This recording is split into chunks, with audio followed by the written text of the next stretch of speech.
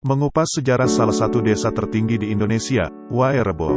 Indonesia memiliki kekayaan alam yang memesona baik itu di lautan maupun daratan. Gemah Ripah Lojinawi, tata tentrem Kertaraharja, kekayaan alam yang berlimpah, tertib, tenteram, sejahtera. Kalau kata Presiden Soekarno saat menggambarkan kekayaan Indonesia dalam pidato memeringati Hari Ibu pada tanggal 22 Desember tahun 1960. Mungkin kawan-kawan sudah tahu, 77% wilayah Indonesia adalah perairan laut sehingga acap kali disebut sebagai negara maritim dan itu bisa dilihat dengan banyaknya gugusan pulau dari timur hingga barat. Namun, kekayaan Indonesia tentu saja tidak hanya di laut, tetapi juga di daratan. Di setiap pulaunya memiliki pesonanya sendiri baik itu berupa hutan nan hijau sampai hamparan dataran tinggi pegunungan. Khusus untuk kekayaan alam dataran tinggi di Indonesia, biasanya tempat ini menjadi sorotan oleh banyak khalayak terutama bagi mereka yang sedang melancong. Pemandangan alam yang kaya dan sejuknya udara menjadi pelepas penat sempurna ketika menyambanginya. Hanya saja kita juga jangan lupa, di dataran tinggi di Indonesia tidak hanya ada suguhan pemandangan yang memesona saja, tetapi juga ada masyarakat setempat yang mendiaminya. Terkadang, mereka yang tinggal di dataran tinggi di Indonesia jauh dari peradaban, hiruk-pikuk perkotaan, tetapi masih bisa menikmati hidup bersanding dengan alam.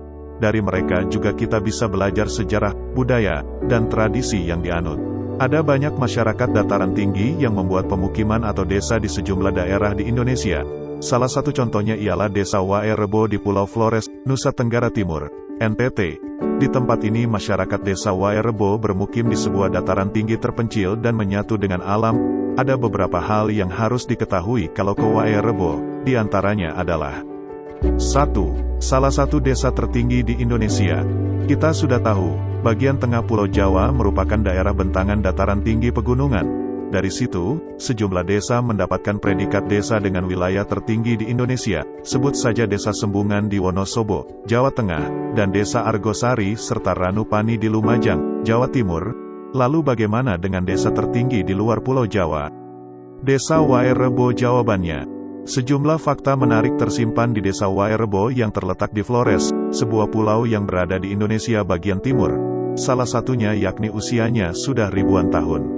Wae Rebo merupakan sebuah desa yang terletak di Kampung Satar Lenda, Kecamatan Satar Mese Barat, Kabupaten Manggarai, Provinsi Nusa Tenggara Timur. Desa ini berada pada ketinggian 1100 meter di atas permukaan laut, (mdpl), sehingga berhawa dingin. Masyarakat Wae Rebo meyakini bahwa pendiri kampung mereka ialah Maro. Jelas sejarawan asli Flores yang kini bermukim di Ruteng, Servulus Erlander Robert, ketika dikontak GNFI pada Jumat, 12/6. Sahibul Hikayat, Maro datang bersama saudaranya, Bimbang. Setelah hidup berpindah-pindah, Maro memilih menempati lembah yang dikelilingi gunung-gunung yang saat ini bernama Wae Rebo.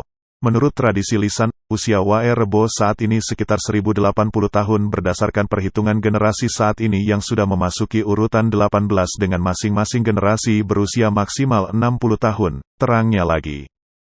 2. Keturunan orang Minang. Walaupun Wae Rebo adalah perkampungan di Manggarai Barat, NTT, tetapi rupanya warga desanya mengklaim bahwa mereka adalah keturunan Minang dari Sumatera Barat.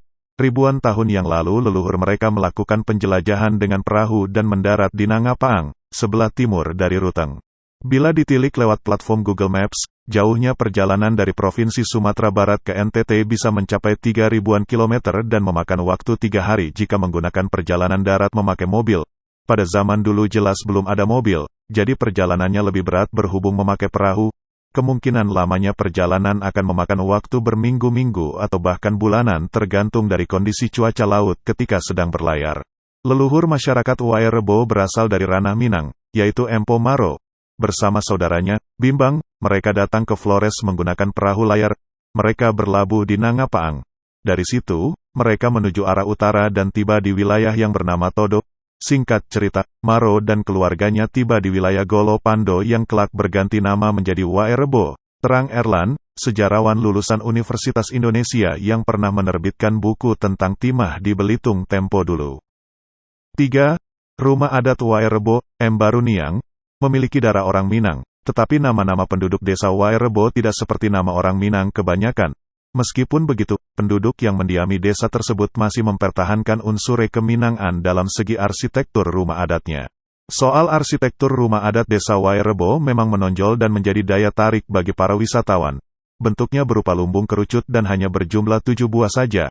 Konon bentuknya mengadopsi rumah gadang yang bisa dijumpai di Tanah Minang. Pengaruh Minang terlihat pada arsitektur rumah adat Manggarai pada bagian atap yang disebut Niang Dangka. Bagian ini kemungkinan besar mengadopsi atap rumah gadang dengan bubungan bertanduk rangkap dua yang dijadikan satu, jelas Erlan. Embaru Niang, yang mendapatkan penghargaan tertinggi untuk kategori konservasi warisan budaya UNESCO Asia Pasifik pada 2012, memiliki 5 lantai dengan tinggi sekitar 15 meter. Di tiap bagiannya memiliki fungsi yang bermacam-macam untuk kebutuhan rumah tangga keluarga yang mendiaminya. Rumah ini juga memiliki nama lain yaitu Rumah Bundar, sedikit tidak cocok karena bentuknya yang mengerucut. Rumah ini memiliki diameter dan ketinggian yang sama dan bisa ditinggali 6-8 keluarga.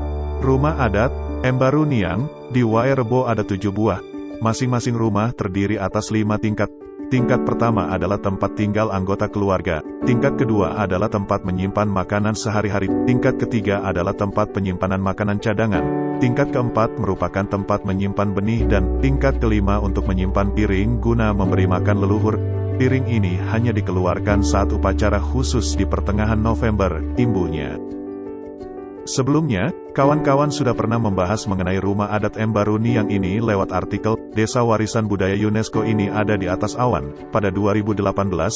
Di dalam artikel tersebut juga dipaparkan keseharian warga desa Wae Rebo di dalam maupun di luar rumah adat mereka. 4. Berkunjung ke Wae Rebo, perlu tenaga ekstra. Letak desa Wae Rebo bisa dibilang terpencil karena berada di pegunungan yang aksesnya masih belum bagus. Tim Lonely Planet, sebuah penerbit buku asal Australia yang sering membuat buku panduan perjalanan, menginfokan lewat buku Lonely Planet Indonesia butuh sekitar 3-4 jam untuk menyambangi desa Wae Rebo. Untuk mencapai Wae Rebo, pengunjung dapat menggunakan mobil atau motor dari Ruteng, ibu kota Kabupaten Manggarai menuju desa Denge. Dari Denge, perjalanan dilanjutkan dengan berjalan kaki sekitar 2 jam menuju Wae Rebo, kata Erlan. Masuk ke desa Wae Rebo tidak dipungut biaya, tetapi lain lagi jika ingin menginap untuk menikmati keeksotisan pemandangan malam dan pagi hari desa tersebut, tidak ada biaya masuk menuju Wae Rebo. Pada 2020, pengunjung hanya membayar biaya menginap sebesar Rp325.000 per malam, paparnya lagi. 5. Siapkan baterai cadangan dan buku anak. Jika kawan-kawan ada rencana untuk berkunjung ke desa Wae Rebo, sediakanlah baterai cadangan untuk perangkat elektronik yang dibawa.